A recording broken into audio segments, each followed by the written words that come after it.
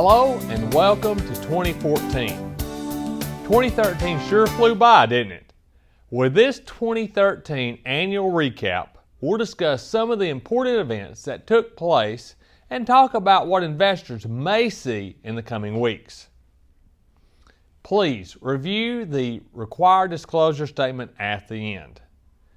2013 was a banner year for stocks and marked the 5th year of the bull market. Despite a lot of volatility during the year, equities performed very well, giving the S&P 500 its best year since 1997. For the year, the S&P 500 rose 29.6%. The Dow gained 26.5%, and the NASDAQ grew 38.3%. The U.S. economy also ended 2013 on a high note. Gross domestic product, GDP, a measure of the economic activity, grew an estimated 4.1% in the third quarter, the fastest pace in almost 2 years. Though we don't have the data on the fourth quarter GDP yet, some economists believe we may see sustained GDP growth of 3% in 2014. The labor markets also improved significantly in 2013, with unemployment dropping to a 5-year low of 7% in November. Payrolls increased solidly in October and November, and weekly unemployment claims fell in the final weeks of December. What's better is the recent hiring trend shows that gains were spread across both low-wage and high-wage sectors, meaning more Americans were able to find well-paying jobs. Company earnings rose for the 4th straight year despite weak demand and challenging conditions. Total earnings for the S&P 500 companies in 2013 are estimated to have increased 5.4%, painting a hopeful picture as we move into 2014. Investors were willing to pay outsized prices for those earning results, pushing price to earnings, or P/E ratios, a measure of stock price to earnings, to an average of 15.4 by the end of the year. By that measure, stocks became more expensive in 2013. But P/E ratios in the S&P 500 still remain below their 20-year average of 16.5.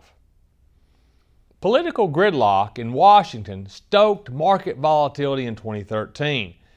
While budget showdowns have rattled markets in previous years, investors started to get wise to Washington's habit of brinkmanship. Despite dealing with a 16-day government shutdown, investors stayed calm, and markets rose sharply in the period immediately following the budget deal.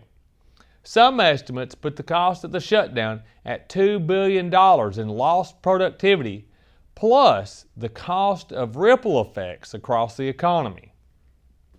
Fortunately, a bipartisan budget deal reached in December promised to remove a lot of the uncertainty that hung over markets in 2013 by alleviating a new round of sequestration cuts and stabilizing government funding through late 2015.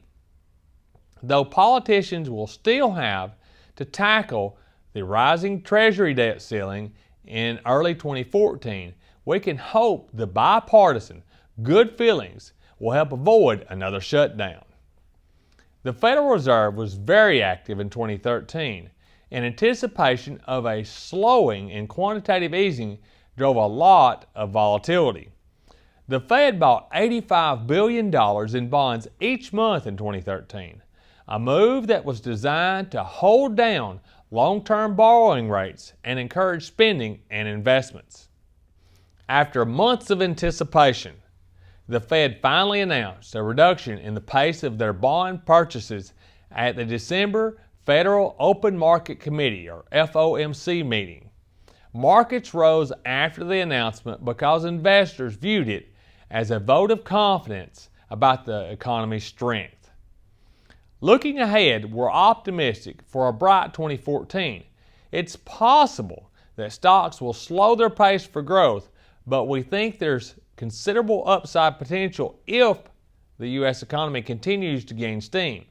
while a pullback in the next few weeks is possible as investors consolidate their positions, January has been a historically good month for markets. Although it's not possible to predict market trends with any accuracy, we're always on the lookout for new opportunities for our clients. Once again, this is Don Cloud with Cloud Financial, signing off for the month of December 2013.